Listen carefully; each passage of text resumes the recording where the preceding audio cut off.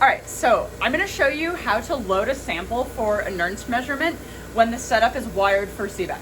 So the first thing we're gonna do is change the wires to Nernst wires. So these red and black wires go to the Keithley and you never wanna touch those, but these two wires go to the instrument. So right now, these two wires are going to the top and bottom copper blocks, so they're ready for a Seebeck measurement. But we wanna measure Nernst.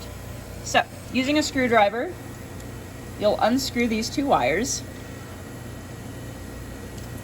And the polarity of these is important.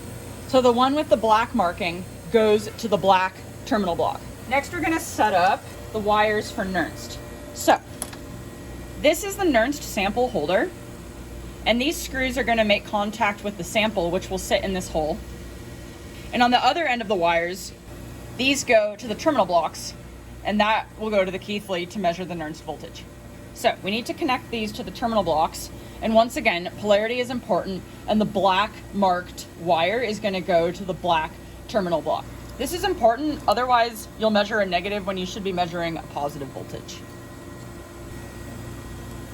You wanna screw these until they're tight, and you can do a test. So you can see I clearly didn't screw it in. All right, so the red one is correctly installed, and you can see that when I gently tug on the wire, it doesn't come out, which is good. So actually you can see here, this is kind of cool. How it works is as you turn the screw, you're moving that little piece and it should pinch the wire. All right, so now it's tight. Now the terminal block is set up. You can wrap the aluminum foil around it. This is just to reduce electrical noise. And now we're gonna load the sample into the sample holder. So we have a 3D printed model of the copper block that's in the machine, but this is just to help us load. So there's 3 legs here. One of them is broken off, but there's 1, 2, 3 legs, and these are gonna go into the 1, 2, 3 holes. So there's only one way to orient it, and to help you more, it says front here. So you load the feet into the holes, and that'll sit flush like that. Next, you're gonna make sure that the screws on the voltage probe holder are backed out so that you can load your sample. So we use this 4mm socket and this little Allen key that's gotta be like 1/2 millimeter. And we'll unscrew this. Now we can load our sample. So for this setup that I'm teaching, your sample needs to be about 5 millimeters tall at a minimum. Taller is fine, but any shorter, and the sample will sit underneath the black collar here. So for example, if this was my sample and I put it in, it doesn't stick out high enough above the black ring. In another video, maybe I'll teach you how to run thin samples. But this sample is good. We can see that it sticks out above the top of the black plastic ring. And now we want to make electrical contact, so we tighten the screw. And sometimes I like to get at eye level with it to make it easier. As you tighten it, the pellet's going to want to rise, so I like to put one finger on top. Tighten it until it's finger tight, and then tighten the nut. Next, you want to look at the Keithley multimeter and make sure that it's reading less than 0.0 volts. You also want to check that both contacts are tight, and you can see that this one is not tight. So we'll take the 4mm socket and we will turn until that is finger tight too. Try to make sure that the terminal lugs, this yellow plastic part, isn't sticking out. And what I mean by that, you don't want to tighten it so that it's sticking up like this. You want it to be in line with the hole holder. Make sure this is tight. All right, so both connections are tight, and I can see the multimeter is reading 0.002.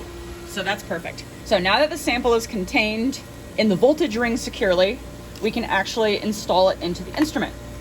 So we will use a 3/8 socket, and this is empty right now and the nuts are loose, so I can just finger loosen these two, but you'll use the 3/8 in general. So you'll remove all 3 nuts, and these are 10 32nd screw size nuts. And at least as of October 2024, this rod is free to move. And what I mean by that is it's not held in place, so I can just pull it out. Whereas these two are static. So I will place that safely and then remove the top block, holding both brass water tubes. I just gently lift up and I can rest the aluminum here on the magnet pole. We can see the copper block on the bottom looks just like the 3D printed piece, and there's a little indent where the sample will sit, and there's a piece of graph oil in there, which is good, and that's there to ensure excellent thermal contact. There's only one way to install this. We can see that there's 2 holes in the front and 1 in the back, so we match the 2 holes in the front. And at least as of now, this corresponds with the white wire in the front. So you want to feel the sample. You can press down with your thumb on the sample once you think it's in the recess, and it should stay right there. And next, we just lower down the top block, lining up the holes. We come down and we can put the nuts on. Not too tight yet, just to get them in place. And then this final screw rod, threaded rod, we insert from the bottom, making sure to go through this hole. So it's really easy to accidentally go through the front hole, but we want to go through the middle hole. Making sure you might want to squat down and get eye level with it to make sure that you are not pinching the wires. Going between them is fine, going in front of them is fine. You just don't want to pinch them. And then you can push that up and put on the final screw. Now that all 3 screws are in place, you can tighten them using the 3/8 socket. And I just go around in a circle a couple times. When you're done with this, don't leave it here because the magnet can pull this down. So leave this here on the desk. And then the final check is just to gently wiggle the brass bar to make sure that it's tight. You can gently lift up and down and nothing should move. The Seebeck wires are free to just dangle. They won't affect your measurement. Now we're ready to start the program.